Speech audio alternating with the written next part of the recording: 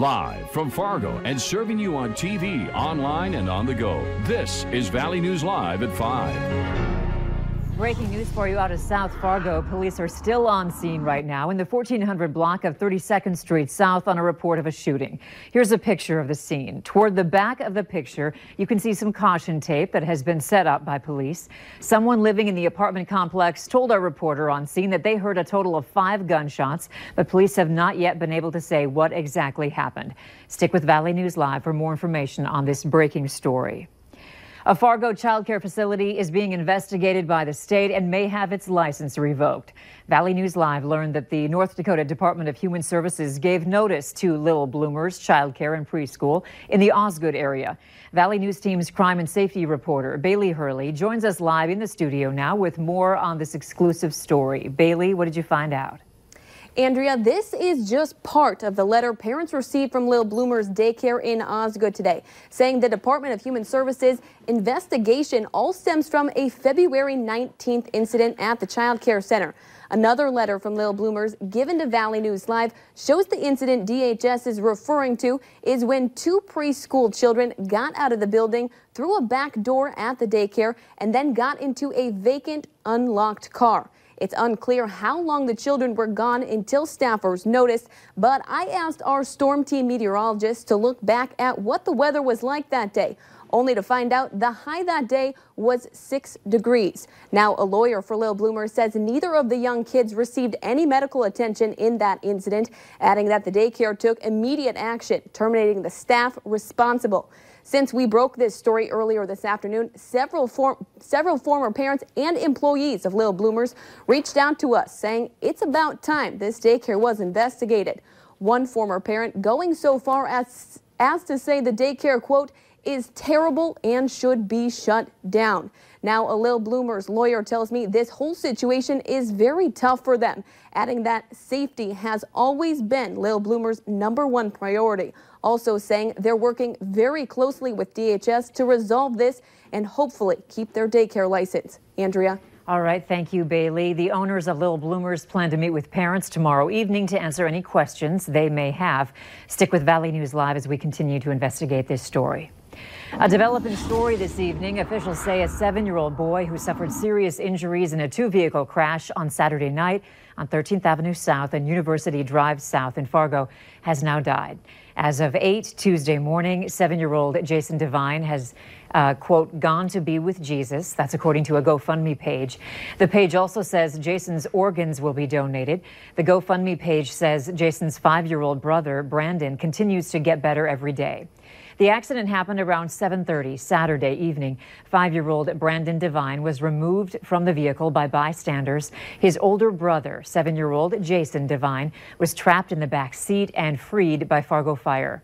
The boy's father, 31-year-old Christopher Devine of Fargo, is charged with driving under the influence. A murder is under investigation in Wahpeton, and a suspect is now in custody. Police responded to an apartment complex on Center Street Monday night. That's where they found a man suffering from stab wounds. That man later died at the scene. Police say the suspect, who they say knows the victim, was not there when they arrived. Officials were able to arrest him the next day. The police chief there tells us this is the first homicide he's dealt with in Wahpeton during his 40 years as chief. We rarely have any real serious crime. Everybody has crime, but I'm in my 40th year. This is the first homicide of this nature. Police say the victim's girlfriend was in the apartment at the time of the stabbing. The Fargo Police Department is trying to identify a man who they say stood on a stool, looked into a dressing room, and pointed his phone at a woman who was topless. If you have any information, you're asked to call investigations at this phone number, 241-1405, and reference this photo, number 104. The warmer temps felt good today, and so did the sunshine, but it sounds like we're going to slide a little bit after today.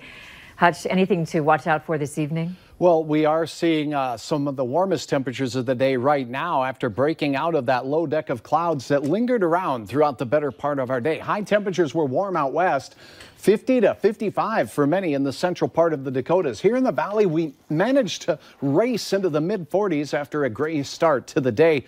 Look at Park Rapids and Bemidji. Those trees make a lot of difference, soaking up the sun's rays and warming up rather quickly. A lot of clouds throughout the area pushing in from the northwest. That's a cold front, and that will change our forecast going through the remainder of the work week. But for this evening, in Fargo, things pretty quiet through the early evening with increasing clouds. Our wind becomes northwesterly and a little more brisk as we go through the evening. Up north, we'll be cooling down a little faster since you're closer to that cold front right now. Now, details on how this impacts the rest of your work week, and we'll take a look at that weekend here in just a few minutes. People are still liking the quiet weather. I like quiet, too. Yeah, thanks, Such.